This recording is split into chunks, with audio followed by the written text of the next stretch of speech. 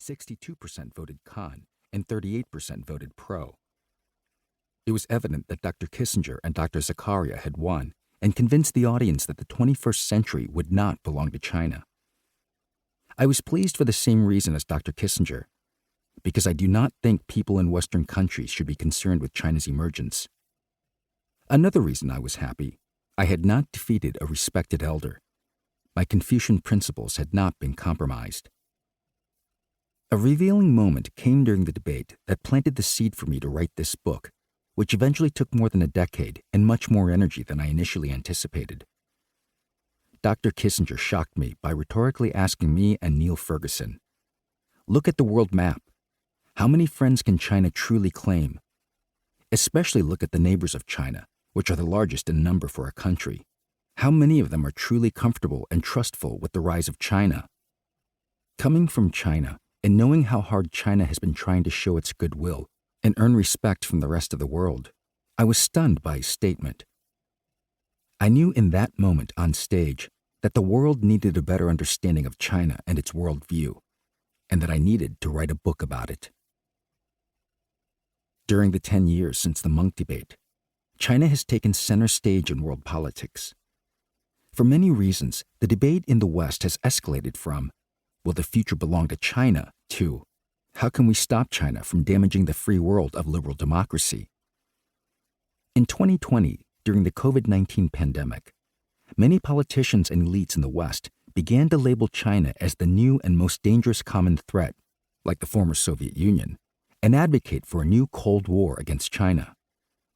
Of course, President Trump made a significant contribution to the hostility of the West toward China by openly claiming that China's rise had been at the expense of the United States, saying that China had done too well for too long, and it was time for the United States to fight back. His Secretary of State, Mike Pompeo, in effect, treated China as a warring state by recalling the U.S. ambassador to China, closing a Chinese consulate in the United States, and calling upon the Chinese people to rise up and overthrow the Chinese Communist Party. Needless to say, the hostility from President Trump and Secretary of State Pompeo also stoked the fire of ultranationalist and anti-West views in China. Chinese social media was ablaze with personal attacks on Mike Pompeo as netizens bemoaned the United States' intent to repress the rise of China. A dramatic event happened on Saturday, January 28, 2023, that may one day be seen as a turning point in American perception of foreign affairs, as significant as the first orbit of the USSR's Sputnik satellite in 1957. That morning, Americans woke up to breaking news that an ultra-high-flying balloon had appeared in the sky of North America. This was unprecedented. The White House alleged that it was a Chinese spy balloon as large as a football field and flying twice as high as a commercial jet. More shocking than the appearance of the balloon was that a commercial pilot first spotted it, not the U.S. military. The Chinese government stated that the object was a meteorological balloon blown astray by the wind. News of the balloon riveted the nation in the ensuing week. Local police admonished rifle owners not to shoot at it, as the balloon was flying way beyond the range of any handheld weapon. Finally, on February 4th, President Biden ordered it shot down by a missile launched from a U.S. Air Force fighter.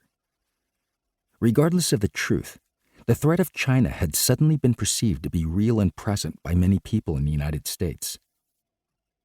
Whether the rise of China is a threat or an opportunity for the West can only be answered by an honest understanding of how China works. So far, there are many books on China that have been published outside of China, most of them written by Westerners with deep knowledge and profound insights about the country. However, these authors are visitors and guests of China. They are like observers peeking through the windows of a building, and sometimes they even are invited inside. However, they do not live in the building. I am an insider. I live and work in the building. I hope to explain how the building was designed, how it was constructed, and how it functions. I confess that I am not the most prepared or suitable author for a book of this sort. To begin with, oftentimes it is a struggle for me to write well in English since it is not my native language.